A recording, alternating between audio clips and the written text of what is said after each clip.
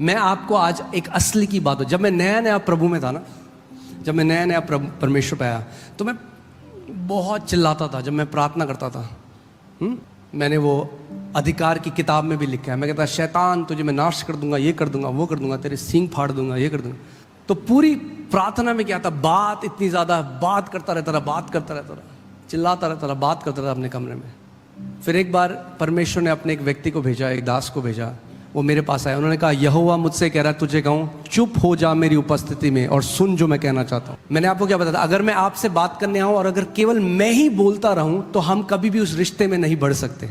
अगर रिश्ते में बढ़ना है, प्रार्थना केवल बात करना नहीं, प्रार्थना बोलना और उससे ज़्यादा सुनना है। मेरे पीछे बोलो, प्रार्थना बोलना परमेश्वर से और उससे ज़्यादा परमेश्वर की सुनना है। वो असली प्रार्थना है। It's a dialogue, it's not a monologue. एक तरफा बातचीत नहीं है, दोनों तरफा की बातचीत है। चुप हो जाओ और जान लो कि मैं ही परमेश्वर हूं, मैं जातियों में महान हूं, मैं पृथ्वी पर। कई लोग सोचते हैं मैंने परमेश्वर को जान लिया क्योंकि मैंने 10 किताबें पढ़ दी। ऐसे परमेश्वर को नहीं जान सकते, वो फिलॉसफी नहीं है। ये जो नोइंग है, इट्स एन एक्सपीरियंशियल नोइंग। ये क्या है, आप जब अनुभव के साथ जानते हो किसी को, आमेन, आप अनुभव के साथ परमेश्वर को जानते हो। मगर इसीलिए परमेश्वर ने हमें अपना लिखित वचन दिया है कि आपको पता लग जाए कि कभी भी जो अनुभव है वो परमेश्वर के वचन के विपरीत नहीं हो सकता, तो आप एरर में नहीं जा सकते।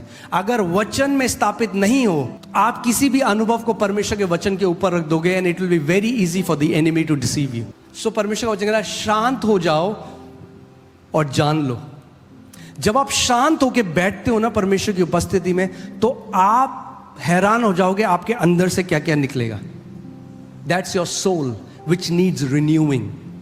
वो आपका मन है जिसका नया होना क्या है, जरूरी है। तो जब भी आप परमेश्वर की उपस्थिति में बैठकर वचन को मनन कर रहे हो, उस पर ध्यान कर रहे हो, अपने अंदर उसको। कितने लोगों ने गाय को देखा जुगाली करते हुए, देखा आपने? बाकियों ने नहीं देखा। कभी दिल्ली आना सड़कों में,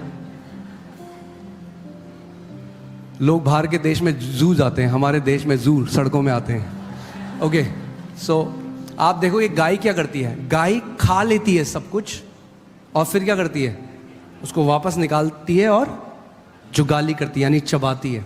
दैट्स व्हाट वी डू।